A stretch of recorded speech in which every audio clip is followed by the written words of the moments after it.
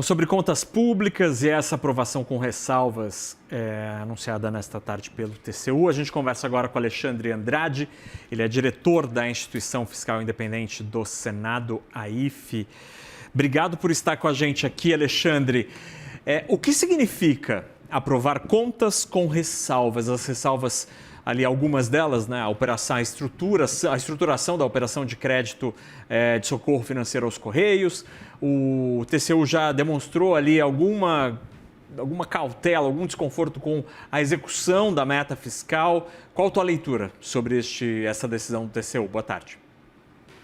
Boa tarde, Nakagawa.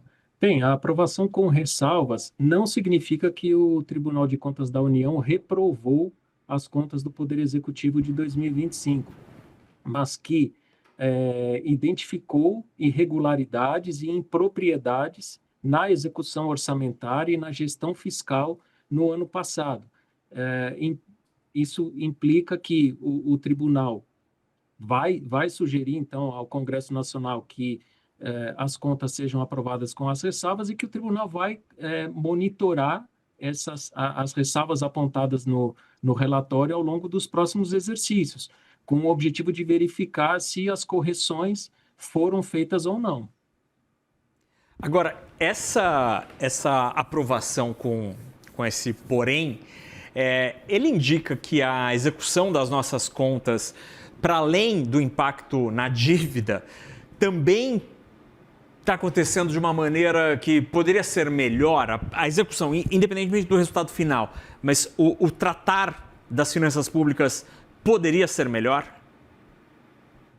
Eu diria que, com base também no que nós aqui na Instituição Fiscal Independente temos publicado ao longo dos últimos meses e dos últimos anos, nós identificamos, sim, algumas ações que implicam em perda de credibilidade da política fiscal e ações que não deveriam estar sendo tomadas ou que não são propriamente desejáveis por ferirem alguns princípios de boas práticas orçamentárias. Então, por exemplo, em 2023 foi aprovada a Lei Complementar do Arcabouço Fiscal, a Lei Complementar 200, que substituiu o teto de gastos. Essa regra, no entanto, por questões de desenho, não tem conseguido coordenar expectativas e mesmo impedir a trajetória de crescimento da dívida pública. A gente vê, no âmbito dessa regra, do funcionamento dessa regra, algumas práticas, como, por exemplo, a perseguição do limite inferior da meta de resultado primário. Lembrando que a meta de resultado primário é fixada nas diretrizes orçamentárias, mas foi incluída na Lei de Responsabilidade Fiscal, lá no ano 2000. O arcabouço fiscal alterou essa meta de forma que houvessem intervalos de tolerância, um limite superior, um limite inferior. A gente observa o governo cumprindo ou mirando o limite inferior da banda e realizando as contenções de despesa ao longo do exercício, sempre mirando esse limite inferior. Então, quando o governo mira o limite inferior passa a ser o centro da meta. Essa é a interpretação que os agentes fazem. Além disso, a gente observou nos últimos exercícios o cumprimento formal das metas fiscais estabelecidas na LDO, mas isso foi feito por meio de abatimentos de despesa, como o TCU apontou hoje no relatório, e também como nós chamamos a atenção aqui, com a realização de receitas não recorrentes. Então, mesmo com esse cenário, realização de receitas não recorrentes e abatimentos de despesa, o governo tem entregado um resultado primário, uma apuração, né, com déficit, e o cumprimento da meta tem sido feito com base nesses abatimentos. A gente vê também, de uns tempos para cá, algumas ações que implicam em ampliação de despesas, mas por meio de mecanismos que passam por fora das regras fiscais ou por fora do orçamento. Então, a gente vê medidas creditícias que implicam em utilização de recursos do Tesouro para utilização de funding, de linhas de empréstimos, de financiamento, isso tem subsídios implícitos, então representa um custo para a sociedade. E por aí vai. Eu diria que são algumas ações que denotam, digamos, uma percepção de falta de compromisso com o cumprimento das regras e com a estabilidade das contas no longo prazo.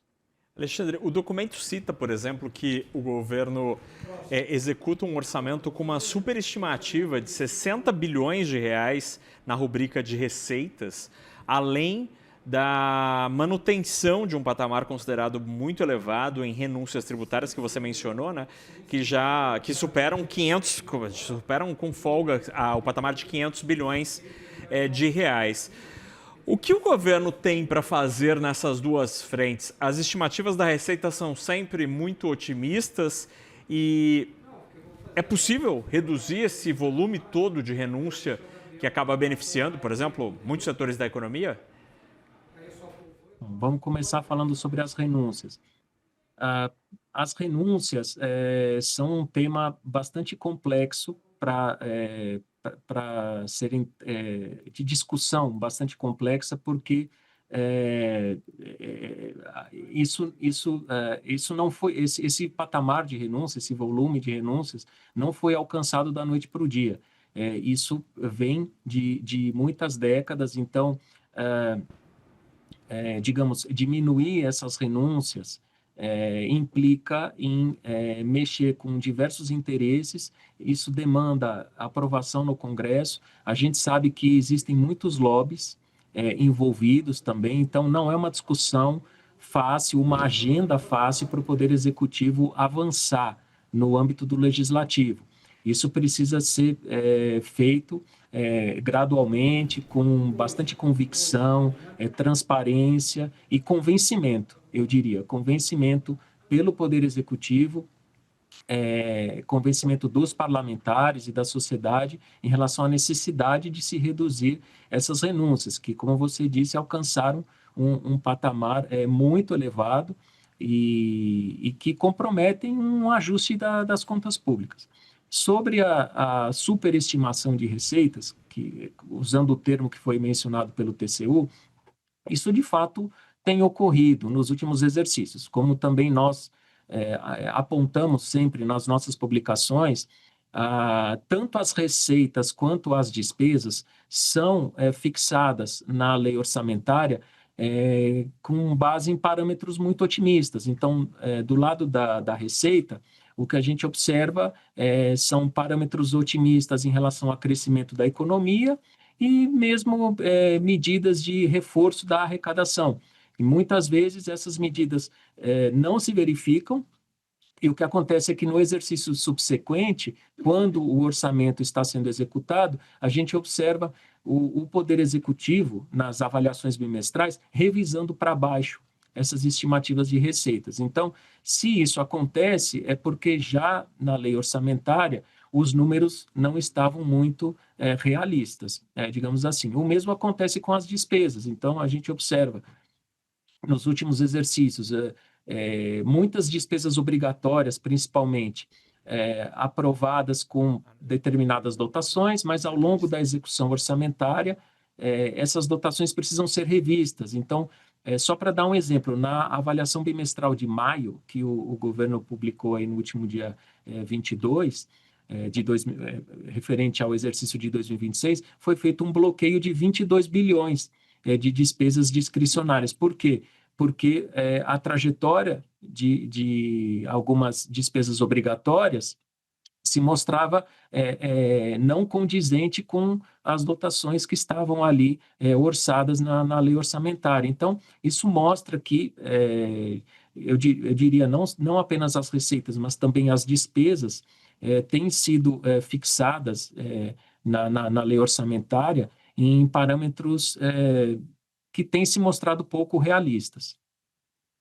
Muito bem, Alexandre Andrade, diretor da IFE, a Instituição Fiscal Independente do Senado. Obrigado pela conversa e que bom termos uma instância, um órgão como a IFE para nos ajudar a entender esses números que são tão complexos, mas que o Alexandre nos explicou tão bem. Obrigado. Eu que agradeço, Nakagawa. Boa tarde a todos. Até logo.